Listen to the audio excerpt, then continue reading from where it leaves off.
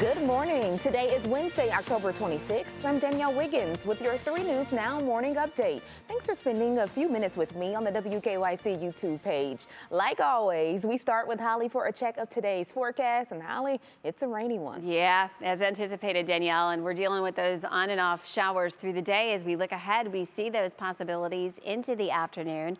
Lots of overcast skies otherwise, and even into this evening, although the showers become more isolated, we still have chances even around dinner time tonight. And at that point, especially into the afternoon and evening, you're going to notice those winds.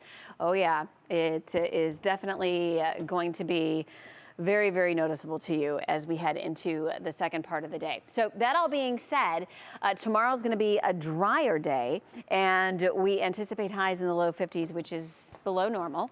But then after that, things are looking so lovely for this weekend before Halloween.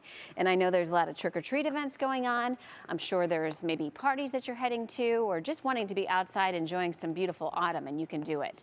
Halloween itself, we have the spooky shower chance on there, Danielle. Right now, it looks like best timing for that will be earlier as opposed to later. So that should work for trick-or-treat. Trick-or-treat expected to be in the 50s and seasonal, and back to some sunshine on Tuesday. With any luck, we won't have to change this up anything. Right. Hollie, thank you so much. And we begin with the latest from Deshaun Watson. The Browns QB and his legal camp are fighting back against the latest lawsuit filed against him. A massage therapist claims she was pressured into a sex act, but Watson's lead attorney says there is evidence to the contrary. The evidence includes screenshots of over 35 text messages the accuser sent Watson after the alleged assault, which Watson's attorney says the star QB never responded to. In court documents, Watson's lawyer is asking a Texas court to fine the accuser's attorney $5,000, claiming the lawyers filed the lawsuit even though they knew it was, quote, groundless. A business was destroyed and a home damaged after an explosion near Kinsman and East 145th Street in Cleveland. So the explosion actually ended up leveling an auto shop.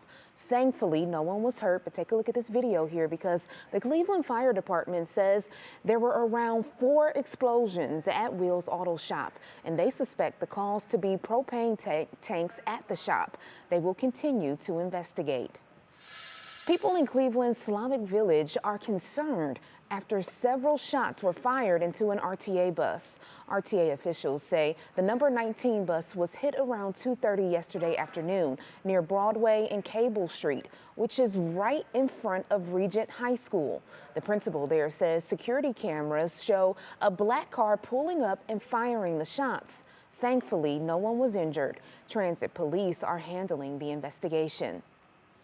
Jury selection has begun for the man accused of murdering the grandson of former Cleveland Mayor Frank Jackson.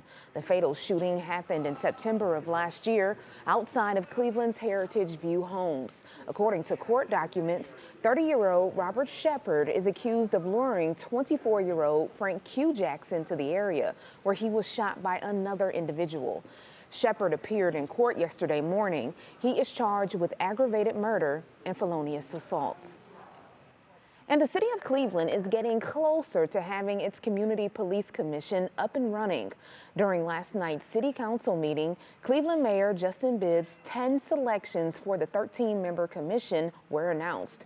Bibbs' picks were they must go before the council's mayor's appointment committee before being voted on by the full council.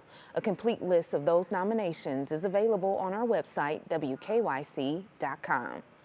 And now to an update in Akron, where activist groups are expressing its disappointment with the police department's decision to reinstate the 8 officers involved in the shooting death of Jayland Walker. The Freedom Bloc and Akron faith leaders saying that they weren't included in the conversation on whether to reinstate the officers and that they feel misled.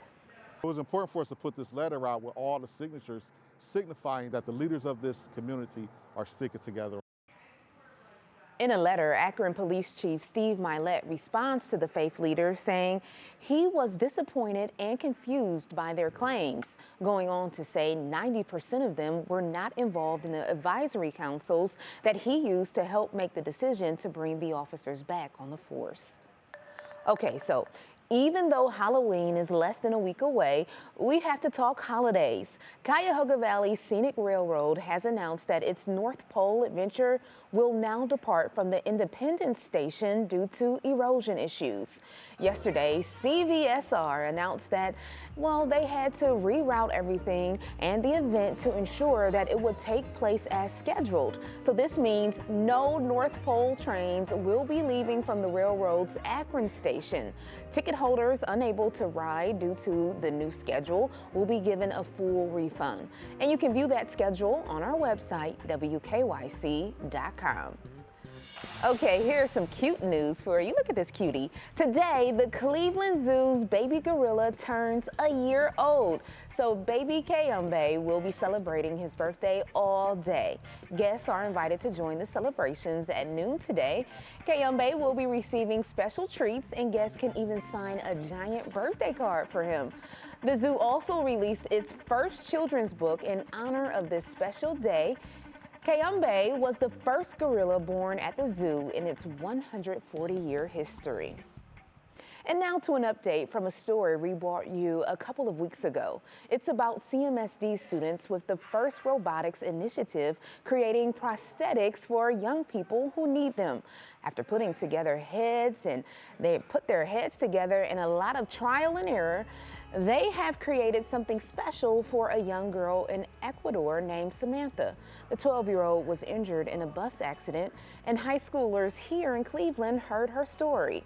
They knew they had to help and were able to build her a prosthetic device for her arm. So Samantha is telling me that she would just like to thank you for the work that you have done. Thank you, Samantha. It is our honor. It's a pleasure to do this for you. Nonprofit IMA they help brought the prosthetic to Samantha in Ecuador. Now she will be able to lift objects and even write with her new hand. She has big dreams to be a doctor and make a difference. And we know that she can do it. Well, thank you for taking time to join me for this 3 News Now morning update. Our digital team will continue to bring you the stories making headlines around Northeast Ohio and beyond. Make sure you continue to check our social media pages and WKYC.com throughout the day. I'm Danielle Wiggins, and I'll see you tomorrow morning on Go, starting dark and early at 4:30 a.m. Have a great day, everybody.